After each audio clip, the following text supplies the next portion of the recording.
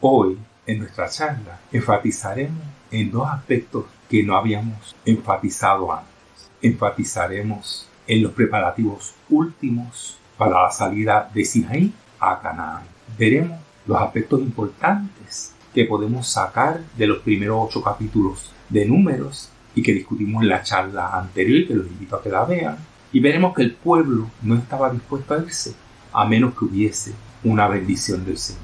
Veremos por primera vez y en gran escala la poesía hebrea. Los invito, mi nombre es Luciano, bienvenido a Redes.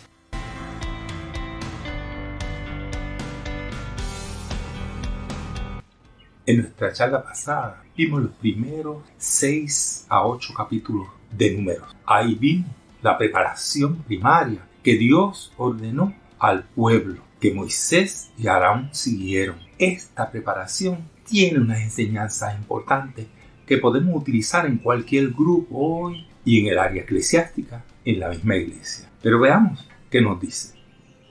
Moisés, como líder, nos puede enseñar muchas lecciones a través de estos primeros 8 capítulos de Números. Estas enseñanzas extraídas del relato inicial de Números presentan recomendaciones importantes al liderazgo y desarrollo de un grupo. Incluso en el ambiente eclesiástico, destaca ideas para lograr las metas propuestas. Veamos qué nos recomienda para un líder y su grupo.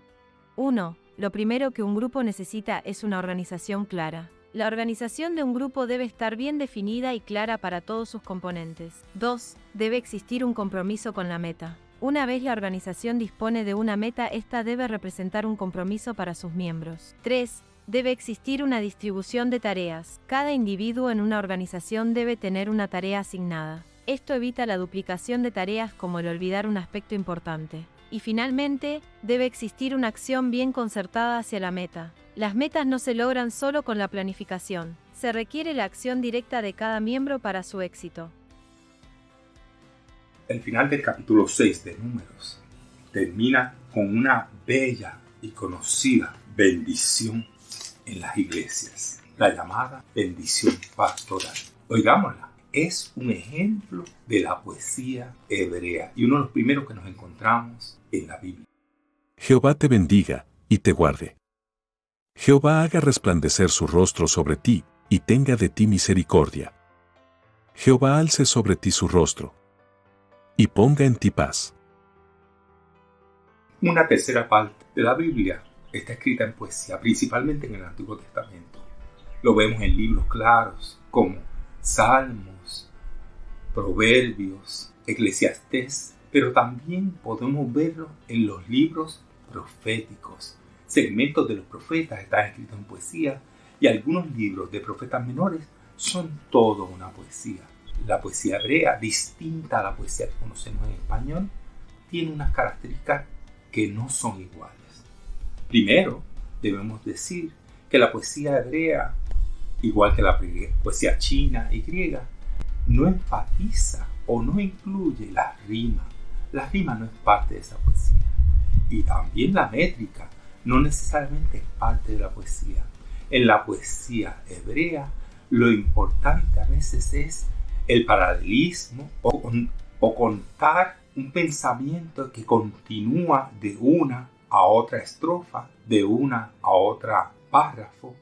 Y también los acrósticos son importantes, que ciertas palabras, ciertas letras, si las acomodamos de forma vertical, van a formar otra letra. Esos son los principales atributos de la poesía hebrea. Y aquí, en esta bendición pastoral, vemos lo que podríamos decir en la poesía española moderna, un dístico o un pareado.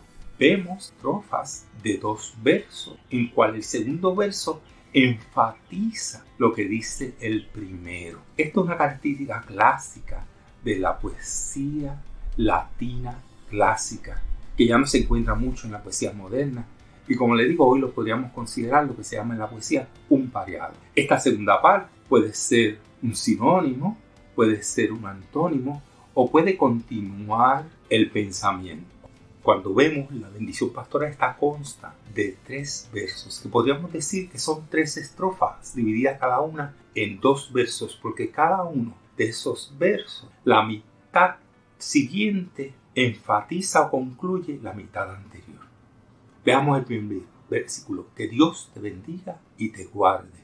Los teólogos, interesantemente, han visto en esta bendición un equivalente a la Trinidad. Que Dios te bendiga de nuevo y te guarde. Una función de Dios, bendecir. Que haga resplandecer sobre ti tu rostro. Una función de Jesús, que te dé su gracia y que te dé paz. El tercer versículo. Una función del Espíritu Santo. Dar paz al creyente. Y esta bendición podemos ver también un paralelismo en la bendición que ofrece Pablo en el Nuevo Testamento.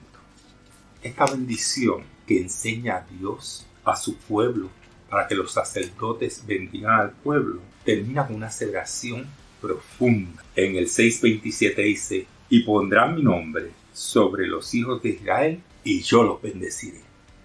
Dios hará caso a la bendición del sacerdote. El capítulo 7 nos enseña lo que ofrecieron las tribus de Israel, cada una, a los levitas. Los levitas, recordemos, que iban a vivir del trabajo en el tabernáculo y tenían que vivir de lo que le ofrecía el pueblo. Y aquí hay un resumen. Y el capítulo 9 nos dice, el 9:1, que en el segundo año de la salida de Egipto, en el mes primero, Dios ordenó la Pascua, que se celebrara la Pascua, y después de ahí a Canaán. Pero eso es fundamento de otra charla. Y ahora definitivamente tenemos que salir a Canaán. Los invito a nuestra próxima charla. Si les gustó, denle like, compártanlo con sus amigos, expandamos el conocimiento de la Biblia. Nos vemos.